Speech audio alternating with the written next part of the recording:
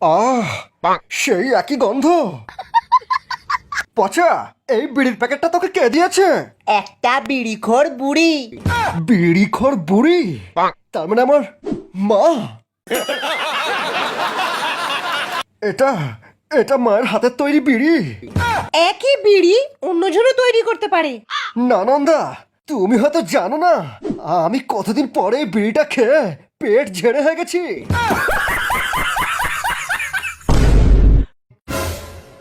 মা,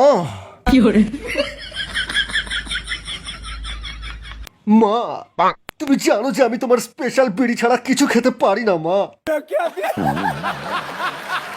মা গো, আমাকে একবার একবার তোমার স্পেশাল বিড়িটা খেতে দাও মা। কতদিন আমার পায়খানা ক্লিয়ার হয়নি মা, একবার।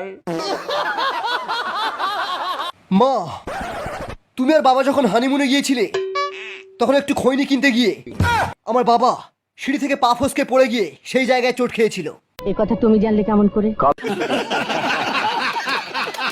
কাল রাতে বাবা আমার স্বপ্নে এসে বলে গেছেন, আরো বলে গেছেন, বাবা আমার হওয়ার জন্য পাড়ার সমস্ত বিড়িখোরদেরকে একটা করে শান্তি বিড়ির প্যাকেট কিনে দেওয়ার মানত করেছিলেন, কিন্তু বাবা তা দেননি।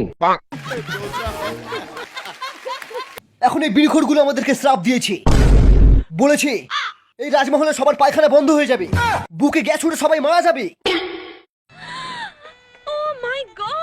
সারাদিনে কটা বিমল খাস? আরে বিমল খেলে মনে হবে পৃথিবীর সব নেশা ছেড়ে দিই। আরে আমি তো হাত দিয়ে যাওয়ার আগেই 10-15 প্যাকেট মেরে দিই।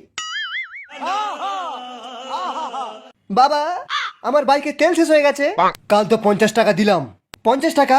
থু, শালা 50 টাকা তেল তো রাস্তার জামিতেই শেষ হয়ে যায়। পেট্রোলের দাম অনেক বেড়ে গেছে, তোকে আর বাইকই চালাতে দেবো না।